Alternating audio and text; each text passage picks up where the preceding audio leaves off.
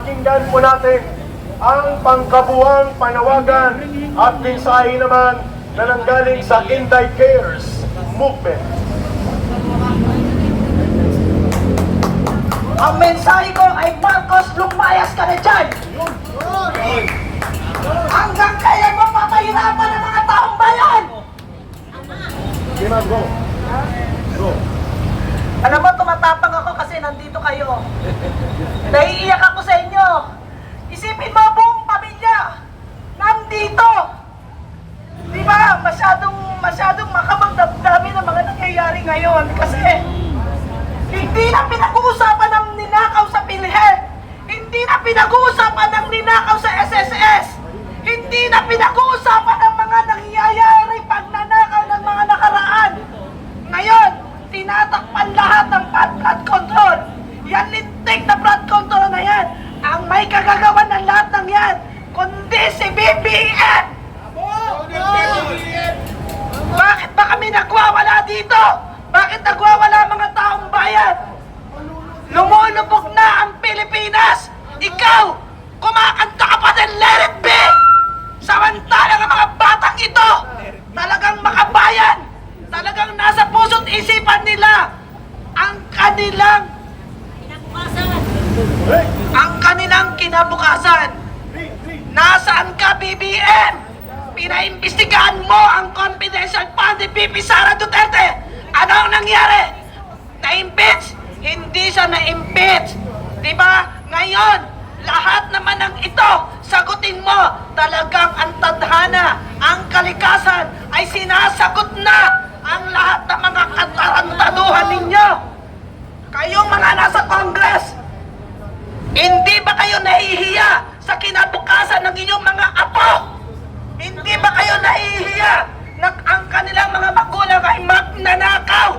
Ako ay isang taxpayer, kaya ako umiiyak dito dahil napapagod na ako ng kakabayad ng tax pero hindi ko nararamdaman ang gobyernong ito.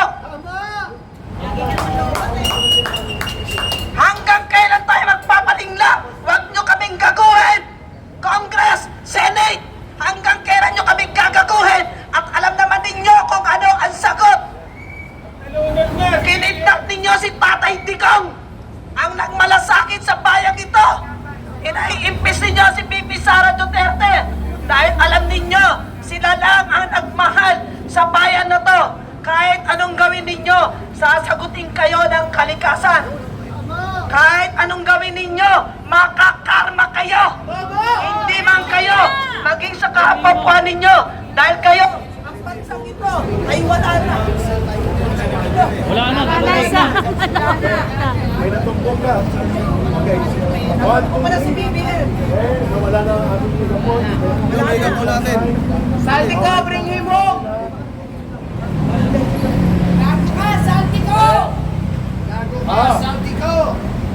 Ang nangyari po, mga kababayan, ay nawala ng battery. Battery drain po. Ma'am Karen, magpasalamat na lang tayo. Halika, Bayan. Ay importante pa tapos na tayo. Sana si Karen. Next time po, magdadala kami. Ito, meron pa pala. Ito, Ayan, mas malakas yan. makikilala mo. Dala ka kon? Di ba? Ang buhok siya.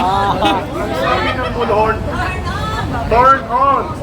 Press on. Okay. Ma'am Karen, tapusin mo na po. Sige, sige tatay. Tatay Ferdy, bago po umawit ang Pilipinas kung mahal natin awitin sa mga grupo sa paligid po. Kung na tayo. At ang mga kasinulang mahiwaga, i-ready po for Christmas. Dapat idikit. Dikit. Bago po natin awitin yung huling awitin sa gabi ito, meron lang po akong gustong i-share sa inyo bilang artist tungkol sa kulay ng ating bandila. Ayan, tingnan po natin Dalhin nyo po ito, isipin nyo po ito bago kayo matulog, lalo na yung mga vlogger. Ang kulay ng ating bandila ay kulay asul, dughaw, pula, dilaw. Kaming mga artist, pag pinaghalo nyo yan, dilaw at asul, anong kulay yung lalabas? Verde. Pag pinaghalo nyo ang dilaw at pula, Orange. Pinaghalo nyo ang asyol at pula. Violet. Oh. Ito lang po ang gusto kong isipin nyo. Yung mga nakikinig ngayon, mga nasa mga Facebook ngayon. Kaya ito ang dahilan kung bakit hindi tayo magkaisa. Yung iba puro pula lang. Yung iba puro asul lang. Yung iba puro dilaw lang. Yung iba puro berde lang. Yung iba puro pinklawan lang. Pag pinagsama-sama nyo to, dilaw, asul, pula, kayo manggi ang lalabas dyan. Bro! Yan ang kailangan natin para magkaisa ang bayan. Ang lahing kayo manggi.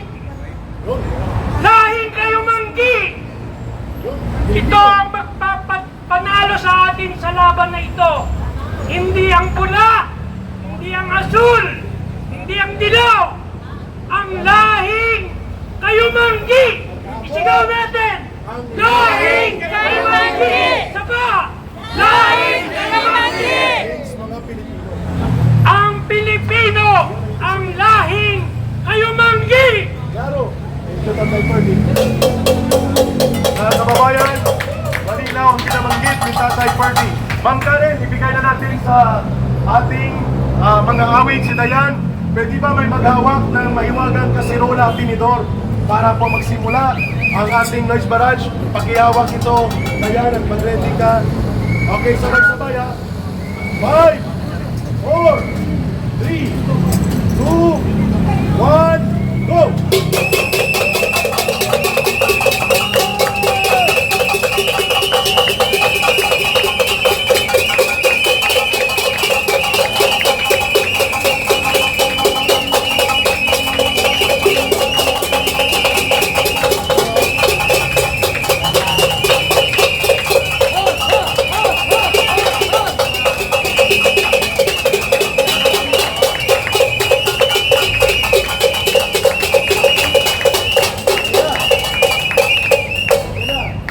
Kababayan, kapag sarado ng ating initial na pagkilos, awitin po natin ang Pilipinas kung mahal to be led by Miss Dayan and the family of Manong Ferdy. And then the flag will be waved in front of the EDSA Ortegas.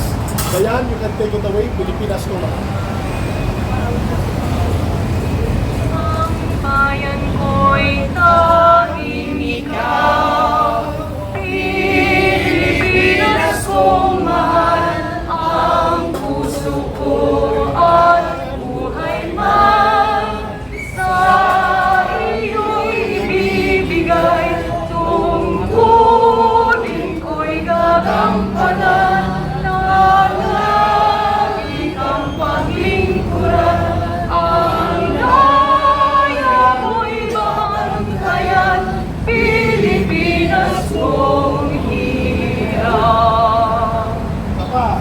Ang bayan ko'y tanging ikaw, Pilipinas kong mahal, ang puso ko at buhay man sa iyo'y ibibigay, tungkulin ko'y gagampanan, na lagi kang paglingkuran, ang laya ko'y maantayan, Pilipinas kong hirap. Mabuhay ang sambayanang Pilipino!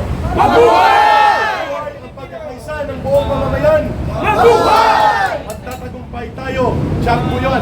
Darating ang pagkakataon at panahon, magtatagumpay ang bayang Pilipinas kasama ang buong mamamayang Pilipino. Maraming salamat, kita-kits tayo! Black Friday protest again and watch out for the announcement kung mayroon pang mga pagkilos. Mabuhay, mag-ingat po kayong lahat. Maraming salamat. God bless everyone and God bless the Philippines. Salamat sa mga vlogger. Maraming salamat. Wala tayong media ngayon, pero kayo nandiyan. Ay, libo-libo yan. Libo-libo yan. Maraming Binabalita pa salamat. nila, pero kayo Maraming salamat everybody. God bless everybody. God bless. Mag-ingat po kayo. Bye. Mahalin natin ang bansang Pilipinas.